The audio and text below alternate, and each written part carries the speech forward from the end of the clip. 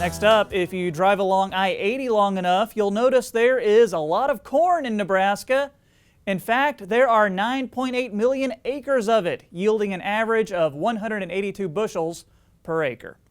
This makes cornstalk residue an easily accessible and cost-efficient winter grazing forage resource for many cattle producers. But while cattle can get a good share of their dietary needs met through cornstalk residue, supplementation needs will vary among the herd. Market Journal's Bill Dodd has more. With harvest in the books around the state, cornstalk residue is ripe for grazing cattle. Cornstalks are a great economical asset to many Nebraska producers and is often underutilized. However, when producers see fit to take advantage of this abundant resource, it's important to keep in mind the nutritional needs of the particular class of livestock feeding on the residue. With this in mind, I spoke with Nebraska Extension Range Management Specialist Karla Wilke to discuss any supplemental needs for cattle grazing on cornstalk residue. She tells me one thing to be particularly aware of is the animal's TDN. So it's a way to measure energy that's available for the animal. And so essentially cornstalk residue can kind of be variable in how much TDN is taken in because of the selectivity of the animal. And the fact that it starts out pretty good because of the downed corn, and the husks are very digestible, and the leaves are pretty good quality, and so they select and pick through that. But it can be variable, but 50 to 60% TDN, and then it just depends on how much they're able to eat then as to how many pounds of TDN they might take in.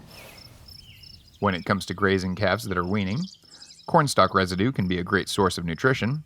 However, nutritional supplementation will be required for this class of livestock, and depending on the rate of gain you're looking for, distiller's grains could be a good source of extra nutrition. You know, if we just have that calf out there grazing the residue, he'll need 9.2 pounds of TDN to gain 1.5 pounds a day, which isn't a very large rate of gain for a calf that's like 600 pounds. But that forage resource will only provide about 6.8 of those pounds. And so some people assume that if they're not expecting a large rate of gain out of a growing calf on cornstalk residue, that they don't really need to supplement, but that's not actually the case, because that calf would lose weight if he didn't receive some supplementation. So distiller's grains is a great way to supplement. When dealing with dry pregnant cows, it's best to assess any additional nutritional supplementation by utilizing a current body condition score. Beyond that, knowing what trimester each given cow is in will greatly impact any supplemental decisions. And so if a cow is in moderate condition, if she's in a 5 to 6, and she is not lactating anymore, and she's in her second trimester of pregnancy, she has a pretty low requirement, and that cow can normally meet her requirements just grazing the cornstalk residue without supplementation. Times when supplementation may be necessary for that cow is if she's left out there quite a while and she starts to move into her third trimester, and then the feed available out there has begun to decrease because of the stocking density of the cows.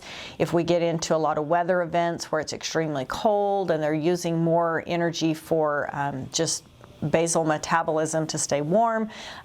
If the cow's fighting mud conditions, she could be burning more calories than she's getting. So those are situations where the dry cow might actually need some supplementation. But in general, if she's in a moderate body condition score, she should do pretty well. But it's very important for producers to monitor that body condition score regularly and make sure those cows aren't dropping off in condition.